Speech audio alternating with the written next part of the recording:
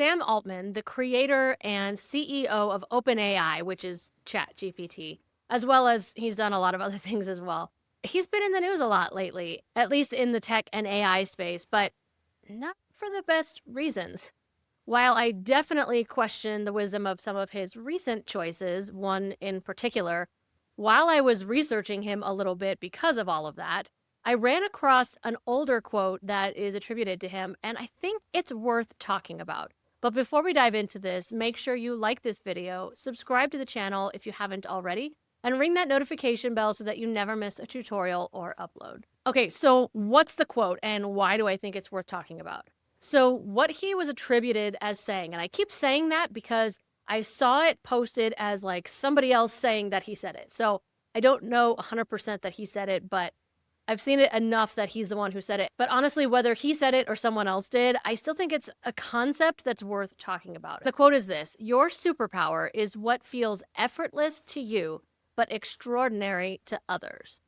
And I sort of think it's kind of obvious why this is important, but I feel like so many of us business owners, solopreneurs especially, and maybe female solopreneurs especially, we seem to overcomplicate things just a little bit. And I say we because I absolutely do this too.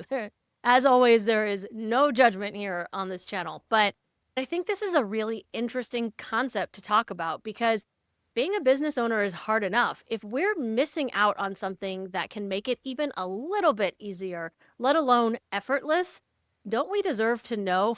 So I think that this is a really interesting thing to think about because when I first became a business owner, my very first business as a vocal coach, that happened on accident. I've mentioned this before. People just came to me and started asking me to coach them and to help them with singing and things like that.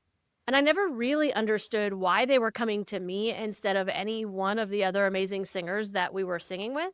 But for some reason they did. And that business grew largely organically. I mean, yes, I did later on start doing some marketing for it, but honestly, most of it just kind of happened on its own, grew to a certain level, and then I ended up walking away from it for various reasons. We don't need to go into that right now, but it was kind of effortless. And when I think back on it, and I think about the times and the different areas of that business where things got harder for me, where I struggled either to find students or just to feel like I was making an impact, that was always following a situation where I tried to kind of step away from my quote zone of genius. And I don't know how I feel about that. I put that in quotes because I know a lot of people use that concept, that zone of genius, area of genius. I get it. I feel like this is kind of along the same lines. I just have kind of like an aversion to using that terminology. But it was every time that I started kind of stepping outside of what they were originally coming to me for organically. They were coming to me for singing lessons, like working on their range, working on confidence, picking songs for auditions and things like that, all things that came very naturally to me. It wasn't until I started trying to branch out into teaching piano, which if you know me personally, you know that that is kind of a giggle because I don't really play piano very well. I mean, I read music, I can play a little, but it is not something that I am comfortable or confident doing at all. And so the idea that I was going to try to teach it simply because I could read music, that was me stepping away from what felt effortless and trying to grow in the wrong direction, trying to chase some past experience or some passion maybe. Same thing, I did a couple of sessions recording people doing their audio. And, you know, that's something that I did for myself personally, but did I have the background to be doing that comfortably for other people? Probably not. And so, as you might expect, that didn't quite go as expected. It went fine. There wasn't any like drama or scandal about it, but it just didn't grow and evolve into anything. In fact, it just kind of fizzled and died.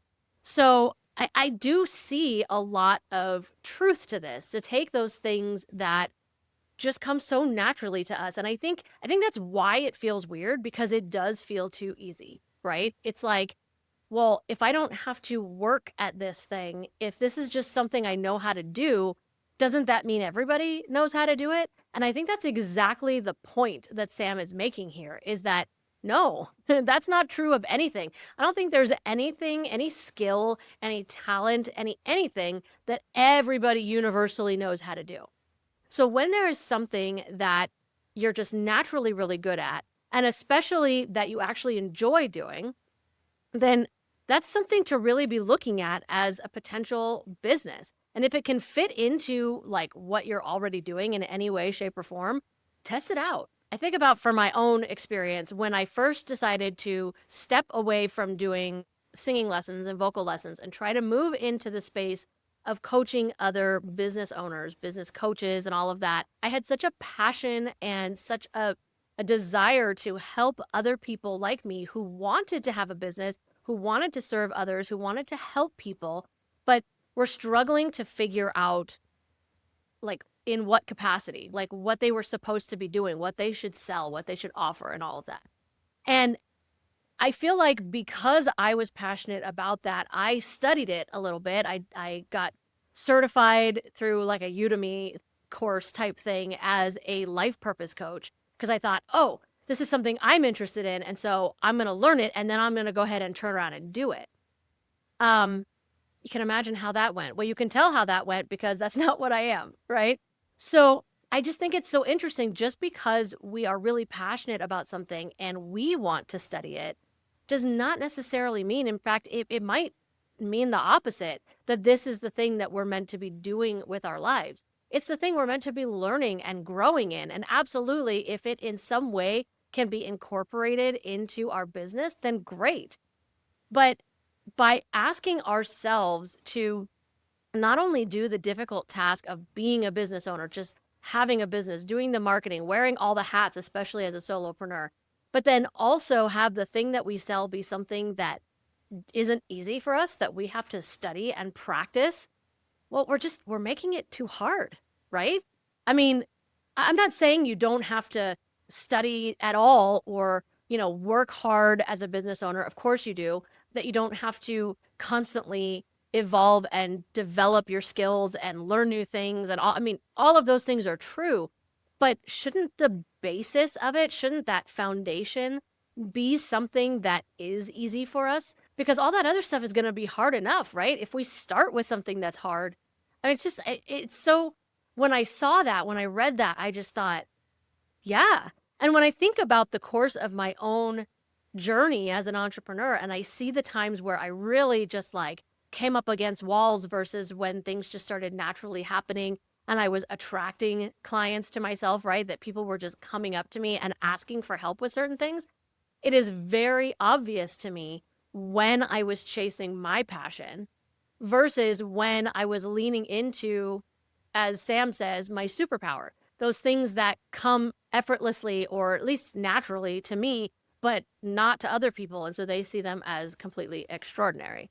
So while I was doing a little bit of research on this, I came across a couple of things that I wanted to share. One of them was another quote that kind of goes along with what Sam was saying, kind of maybe approaches it from a slightly different angle. It's from Carla Harris. I honestly don't know at all who she is, but I liked what she said. So she says, "No one can be you as well as you can be you.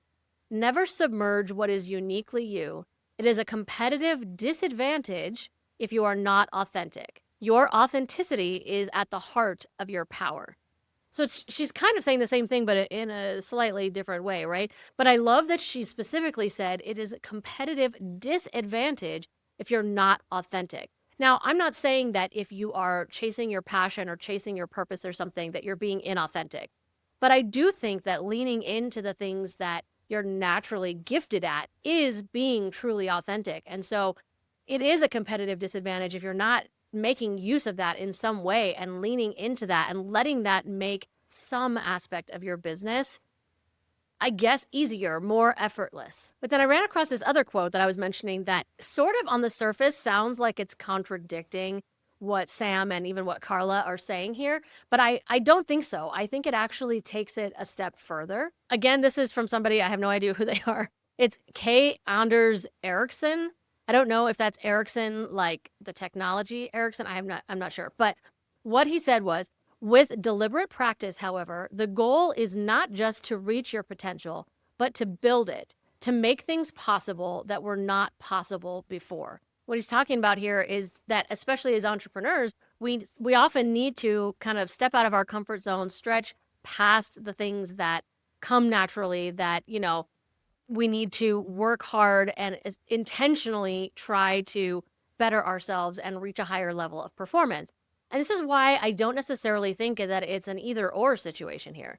Absolutely do the hard work. Get better at the thing that is effortless to you. Get better at explaining it if you're like me and you're a coach or a mentor, or you're trying to help somebody else understand what comes naturally to you. Because I have to say, like, in the past, I have tried to learn from people who the skill that they're trying to teach me is just something that they are just so naturally good at. They never had to struggle with it.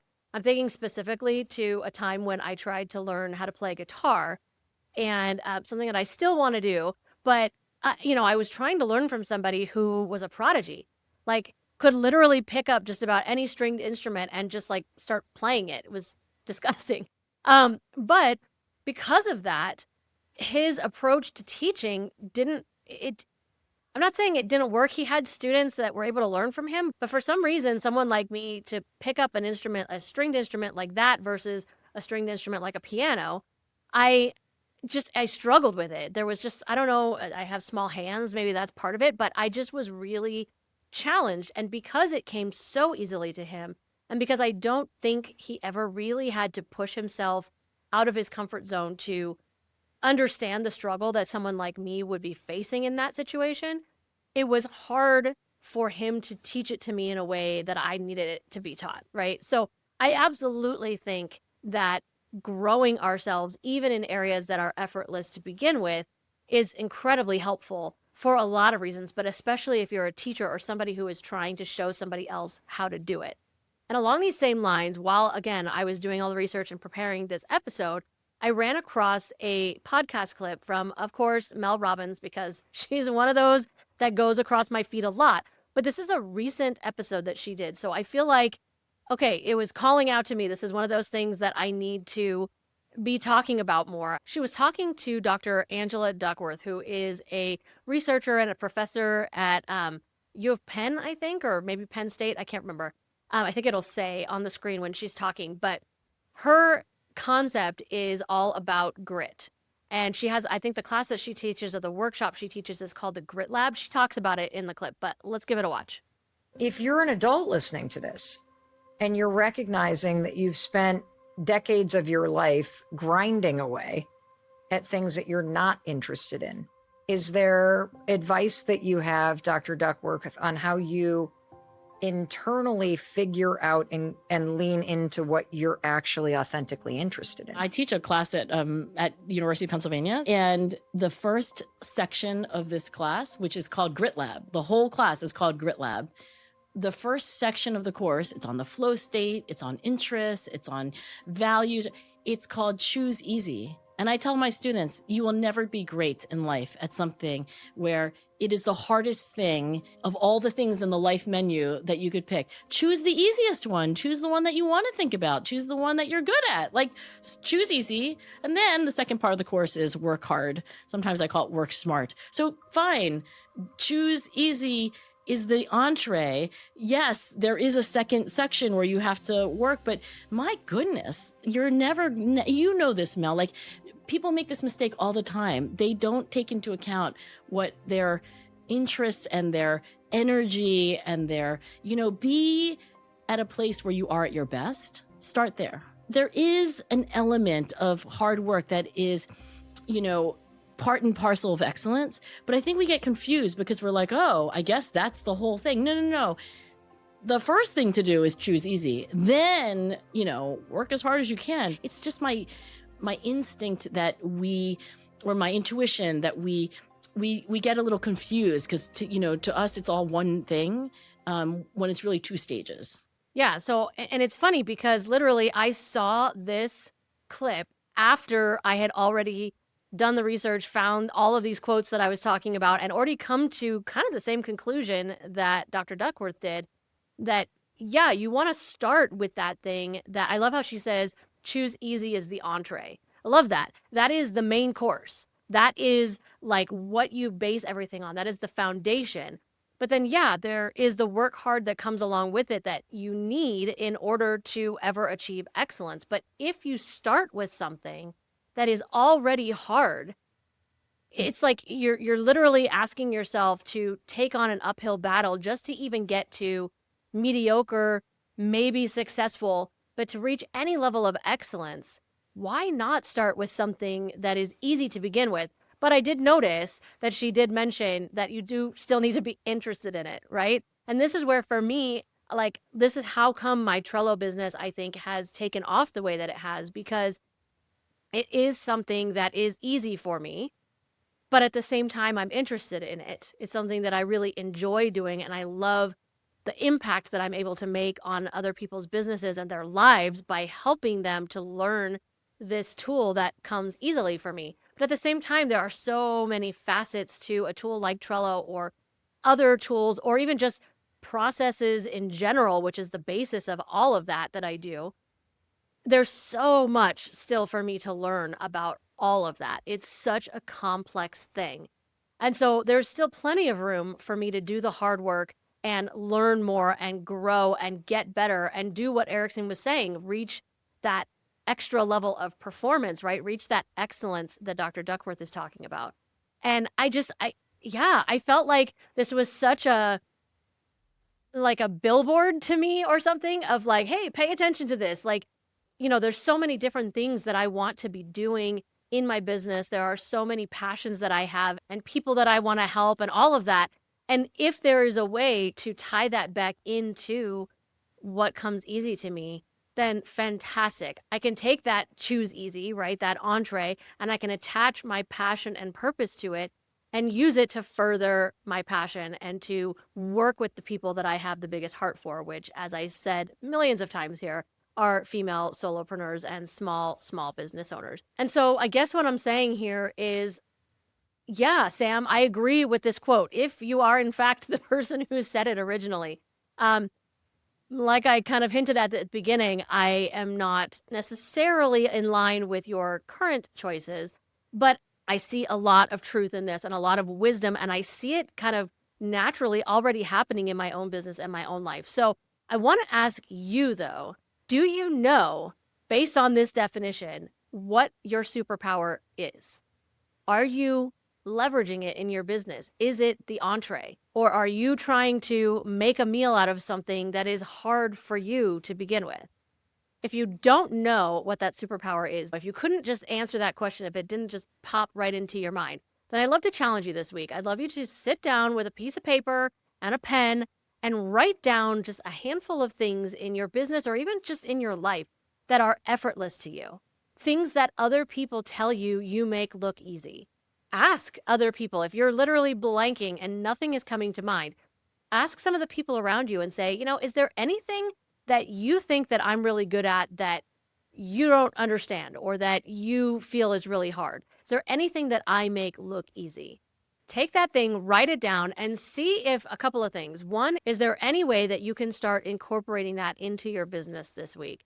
And then kind of tangentially, is there anything that you can already start to do to practice deliberately with purpose, with intention, to start to either grow that skill or grow a skill that's kind of like easy adjacent, something that would really go along with it, that would complement it really well, but that maybe doesn't come as easily for you. And I would love to hear what you come up with, so let us know in the comments. I hope that you liked that video, and more importantly, that you found it helpful.